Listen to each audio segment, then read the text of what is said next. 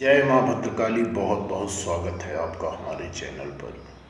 तो दोस्तों, आज हम आप लोगों के सामने एक ऐसा प्रसंग लेकर आए हैं जिसमें भैरवी साधना के नाम पर समाज को जो धोखा दिया जाता है और भ्रम पैदा करके युवकों युवतियों का शोषण किया जाता है, तो उसके बारे में हम आप लोगों से विस्तार में चर्चा करेंगे। और यदि इस वीडियो को आप लोग अंत तक देखेंगे तो शायद आपके अंदर जो भ्रम होगा वो जरूर निकलेगा। तो भारतीय सनातन ज्ञान महान है। यहाँ पूर्व जीवन से लेकर आगामी जीवन तक की समस्त क्रियाओं का उल्लेख और नियंत्रण पद्धतियों के साथ सुधार के तकनीकी उपलब्ध हैं। आवश्यकता इन्हें समझने, जानने, खोज करने और उपयोग करने की है। सनातन सूत्रों को समझकर इस जीवन को तो सुखी और सफल बनाया ही जा सकता है, आगामी जीवन को सफल करते हुए मुक्ति के मार्ग भी बनाए जाते हैं। तो दोस्तों, इस वीडियो पर अंत तक बने रहना और चैनल पर पहली बार आए हो तो चैनल को सब्सक्राइब करके घंटी की बटन दबा लेना ताकि हमारा अगला वीडियो आपको मिले, आप उससे लाभ ले सकें। तो आज के समय में तंत्र विद्या की ओर अधिक लोग आकर्षित हो रहे हैं। यह गोपनीय विद्या आज सोशल मीडिया और जन सामान्य में प्रचारित हो रही है। आकर्षण का कारण इसके द्वारा होने वाले चमत्कार हैं, असंभव को संभव बनाने वाले कार्य, शीघ्र शक्ति का प्राप्त होना। इन्हीं कारणों से वैदिक पूजा पद्धतियों में भी तंत्र की पद्धतियों का समावेश हो गया है। यहाँ तक कि अब विदेशी भी इसका बहुत ज़्यादा पालन कर रहे हैं। विदेशों में इसका बहुत अधिक क्रेज और आकर्षण बढ़ गया है। वहाँ से यद्यपि पहले भी बहुत लोग आते थे, पर आजकल विदेश से विदेशी इसे सीखने समझने आ रहे हैं। तंत्र साधना में अधिकतर का रुझान अब पंचमकार अथवा भैरवी साधना की ओर हो रहा है, जो कि वाम मार्गीय साधनाएं हैं। कारण एक तो इससे सफलता अधिक और शीघ्र मिलती है, दूसरे इसका ऐसा प्रचार हो रहा है कि आधुनिक युवाओं और पाश्चात्य सभ्यता से अधिक अनुकूल यही लग रहा है। अधिकतर की चाह भोग और शक्ति की प्राप्ति उनको यहाँ खींच कर ले आ रही है, जिससे इस क्षेत्र में सीखने के इच्छुक की बाढ़ आ गई। इसका लाभ ढोंगी गुरु और लालची साधक उठाते हैं। नए युवक युवतियों का खूब शोषण करते हैं। बरसों के भ्रम के बाद भी उनके साथ कुछ नहीं लगता, फिर भी तंत्र के भय से वह मुंह नहीं खोल पाते हैं। अधिकतर महिलाएं सात्विक साधना ही पसंद करती हैं, किंतु शीघ्र और अधिक सफलता की चाह में यह भी अधिक वाम मार्ग में आ रही हैं। यहाँ इन्हीं का सबसे अधिक शोषण भी होता है, और जो सोच कर आती हैं अधिकतर को बाद में कुछ नहीं मिल पाता। अधिकतर को तो कुछ भी नहीं मिलता और वह किसी और की नहीं होती। न शक्ति मिलती है, न उनकी पवित्रता ही बचती है। लुटा पिटा कर भी वह चुप रहने को विवश होती हैं, क्योंकि एक तो तंत्र शक्ति और साधक का डर, और दूसरा समाज में अच्छी नज़र से न देखे जाने का भय। हमारे पास ऐसी बहुत सी महिलाओं के फ़ोन आते हैं, ऐसी बहुत सी महिलाएं मिलती हैं जिन्होंने भैरवी साधना, पंचमकार साधना, वाम मार्गी साधना अथवा शक्ति साधना के नाम पर कुछ पाने की इच्छा से इस क्षेत्र में प्रवेश किया, किंतु अंततः उनके हाथ में कुछ लगा नहीं। वे सब कुछ गंवाकर किसी लायक नहीं बची। जब साधना में थी तो इस भ्रम में रहीं कि वे साधिका हैं, उनके जैसा अन्य कोई नहीं, वे विशेष हैं, वे खुद की और दूसरों की समस्या हल कर सकती हैं। किंतु समय के साथ उनका यह भ्रम टूट गया, कुछ हाथ नहीं आया। कुछ महिलाओं को साबर आदि मंत्रों की सिद्धियां करवा दी गईं, जिससे वे समाज में अपने को भैरवी अथवा अघोर साधिका घोषित करके लूटने का भी काम करने लगी हैं, क्योंकि उनके पास कोई विकल्प ही नहीं था। उन्होंने तो अपना सब कुछ गंवा दिया और उम्र के साथ समय भी निकल चुका। ऐसे में पेट भरने तथा भौतिक सुखों की चाह में वो खुद को प्रचारित करने लगी और आश्रम खोलकर बैठ गई हैं। पैसों के बल पर धर्म की ठेकेदार बन गई और अधिकतर चुपचाप रोने के लिए विवश हो गई।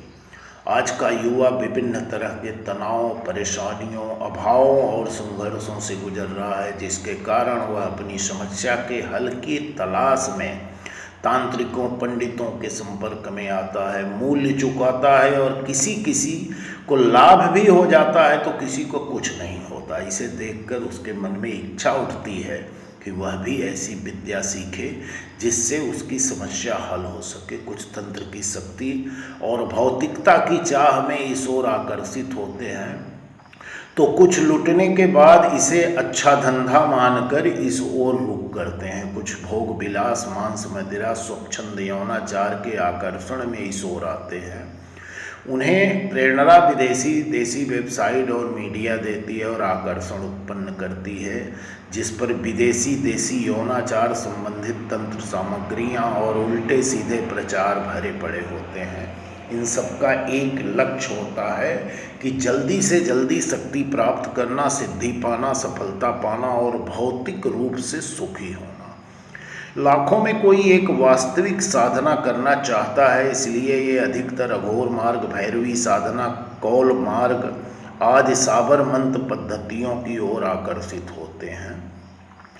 तो कोई एक ऐसा वास्तविक तंत्र साधना, महाविद्या साधना की ओर जाता है और करोड़ों में कोई एक कुंडलिनी और तंत्रोक्त साधना कर पाता है।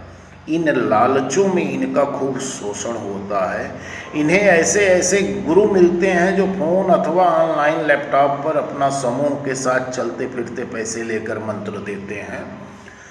और ऐसे गुरु के तो मंत्र में इतनी ताकत है कि वो 300-400 किलोमीटर दूर से फूंक मारते हैं तो पेड़ गिर जाते हैं।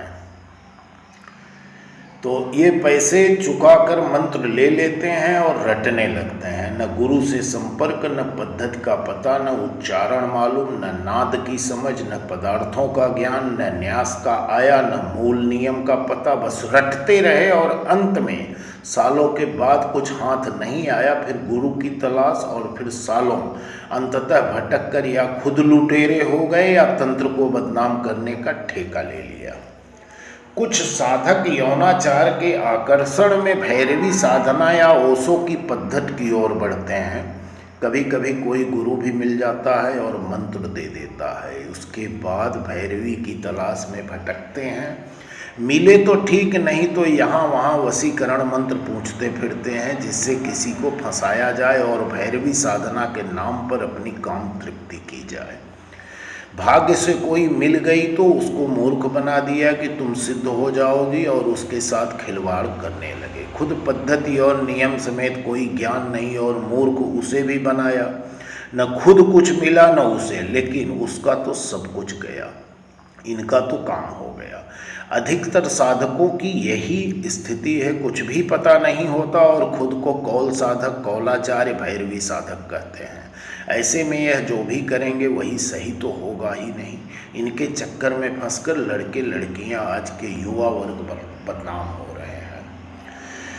भैरवी साधना मूलतः कपालिक संप्रदाय से उत्पन्न हुई, जब इसका उद्देश्य कुंडलिनी जागरण द्वारा शिव और शक्ति का मिलन कर मोक्ष प्राप्ति है। यह अत्यंत पवित्र और संसार की सबसे कठिन साधना है।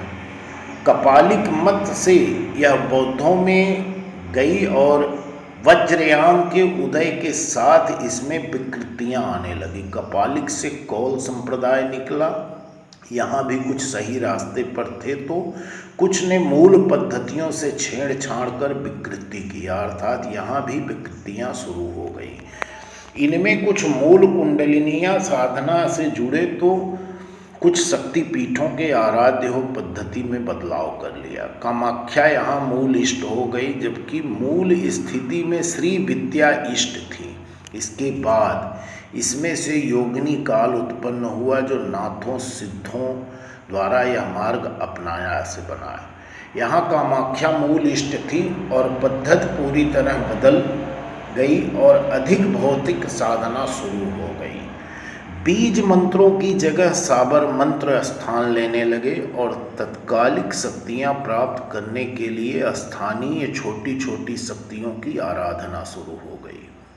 फलतः मूल भैरवी साधना लगभग विलुप्त हो गई, क्योंकि वह गुरु गम्य और गुरुमुखी साधना थी।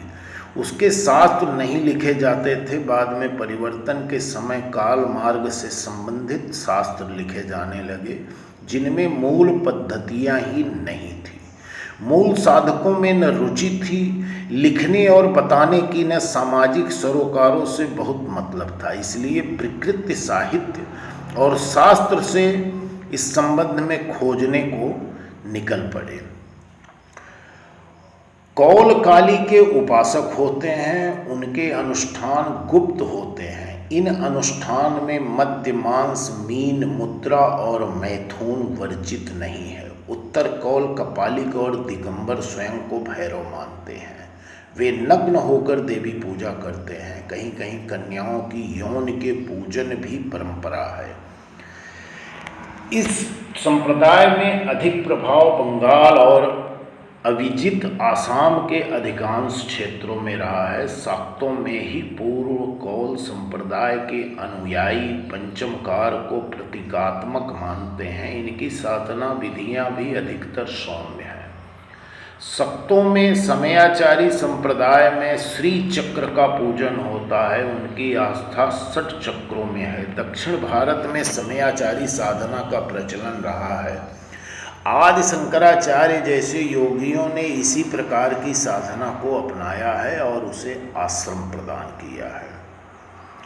तो कौल संप्रदाय में 2 मत हैं, उत्तर कौल मत और पूर्व कौल मत।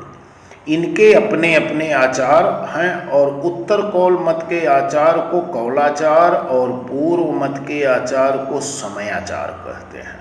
उत्तर कौल मत और उसका आचार कौलाचार रजोगुणी और तमोगुणी मिश्रित है, जबकि पूर्व काल और उसका आचार समयाचार पूर्णतः सात्विक है। उत्तर कौल मत के अनुयायियों का प्रमुख साधना केंद्र कामाख्या असम है और पूर्व कौल के मानने वालों का साधना केंद्र श्रीनगर है।